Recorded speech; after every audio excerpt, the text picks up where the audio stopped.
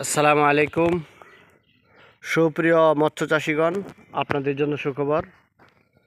আজকে আমি আপনাদেরকে একটা টিপস বলে দিব। এই টিপসটা প্রয়োগ করলে আপনারা মাছে লাভবান হইতে পারবেন এবং আপনাদের খাবার খরচ একেবারে কমে যাবে। তো এই যে দেখেন, এটা আমার পুকুর। তো এই পুকুরের মধ্যে আমি মাছ ছেড়েছি।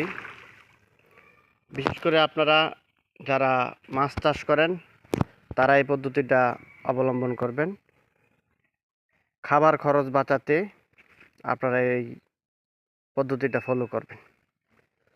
তো এই যে একটা জিনিস আপনাদেরকে দেখাইতেছি, এই যে দেখেন, এটাকে ইংরেজিতে বলা হয় এজুলা, আমরা গ্রামের ভাষায় এটাকে বলা হয় ফেনা বা ক্ষুদিপনা এটাকে বলা হয়।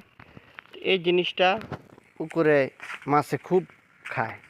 তো এই জিনিসটা যে কোনো মাছের ক্ষেত্রে আপনারা প্রয়োগ করতে পারবেন, বিশেষ করে সরপুঁটি, ঘাস কাপ, তারপরে রুই মাছ, তেলাপিয়া মাছ, হ্যাঁ, এই মাছগুলো, তারপরে মৃগেল মাছ, তারপরে ওই যে মিনার কাপ যেগুলি বলা হয়, এই মাছগুলো এই ক্ষুদিপনাগুলো খুব বেশি খায়।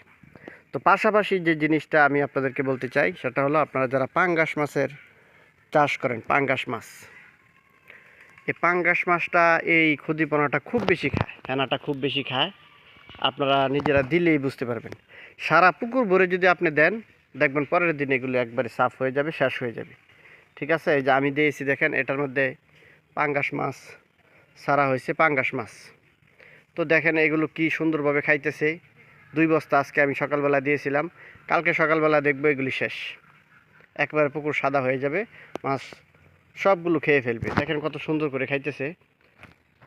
এই ক্ষুদিপনাগুলো রাতের বেলা মাছে বেশি খায়, রাতের বেলা মাছে বেশি খায়, বিশেষ করে পাঙ্গাস মাছ। এগুলোকে আপনারা খাবার দিয়ে শেষ করতে পারবেন না, প্রচুর পরিমাণে খাবার খায়। তো খাবারের দাম এখন অনেক বেশি বাজারে। তো খাবারের খরচ বাঁচাতে আপনারা এই ক্ষুদিপনাটা ব্যবহার করবেন। ক্ষুদিপনার পাশাপাশি আপনারা অল্প অল্প করে খাবার দিবেন, 2 বেলা, সকালে 1 বেলা, বিকালে 1 বেলা, 2 বেলা করে অল্প অল্প করে আপনারা খাবার দিবেন। পাশাপাশি এই ক্ষুদিপনাটা দিবেন। এই ক্ষুদিপনাটা মাছ একবারে পেট ভরে খায়। ঠিক আছে, এটা সারাদিনই খাবে, বিশেষ করে রাতের বেলা বেশি খাবে।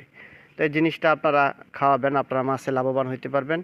বিশেষ করে আপনারা যারা পাঙ্গাস দিচ্ছেন, পাঙ্গাস মাছ, তারা আপনারা এই ক্ষুদিপনাটা সবচাইতে বেশি খাওয়াবেন। মাছ পেট ভরে খাবে। এবং পাশাপাশি এটার ভিটামিন আছে। আমরা যেমন শাকসবজি খাই, শাকসবজিতে যেমন ভিটামিন আছে, এই ক্ষুদিপনাটার মধ্যেও, ফেনাটার মধ্যেও ভিটামিন আছে। ঠিক আছে, এটার পাশাপাশি আপনারা অল্প অল্প করেও ফিড দিবেন, অন্যান্য খাবার দিতে পারেন। দিলে দেখবেন আপনারা খুব ভালো লাভবান হইবেন। এখন বাজারে খাবারের যে দাম, সে অনুপাতে আপনি যদি প্রচুর পরিমাণে খাওয়াইতে থাকেন, তাহলে আপনি মাছে লাভবান হইতে পারবেন না। তো বন্ধুগণ, আপনারা এই ক্ষুদিপনাটা আপনারা আপনাদের বাড়ির আশেপাশে যে জলাশয় আছে, ছোট ছোট পুকুর আছে, ওইগুলোর মধ্যে এই ক্ষুদিপনাটা হয়, এগুলির মধ্যে হয়। তো ওইখান থেকে আপনারা এনে এনে দিতে পারবেন। আর এগুলি খুব বংশ বিস্তার করে। একটা পুকুরের মধ্যে যদি এই ক্ষুদিপনা হয়, আপনি যদি এই পুকুর থেকে প্রতিদিন 1-2 বস্তা করে আনেন, তারপরেও দেখবেন এই পুকুরের এই ক্ষুদিপনাটা বা ফেনাটা শেষ হবে না। কারণ এগুলো তাদের প্রতিদিন 2টা-2.5টা করে তারা বাচ্চা দিতে থাকে, এগুলি বাড়তে থাকে পুকুরে। ঠিক আছে, তো আপনারা যারা চাষ করেন, মাছ চাষ করেন, তাদের জন্য এটা খুবই আশার জায়গা নিয়ে একটা বিষয়। আপনারা এই ক্ষুদিপনাটা আপনারা মাছকে খাওয়াবেন, এটা আপনাদের আশেপাশেই পাবেন।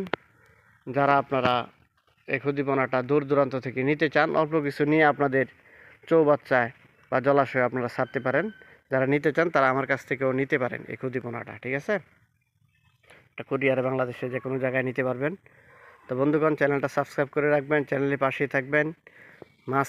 মাছের আরও অনেক ভালো ভালো টিপস, গোপন তথ্য, এগুলো আপনাদেরকে দেওয়া হবে ইনশাল্লাহ। আসসালামু আলাইকুম রহমতুল্লাহ।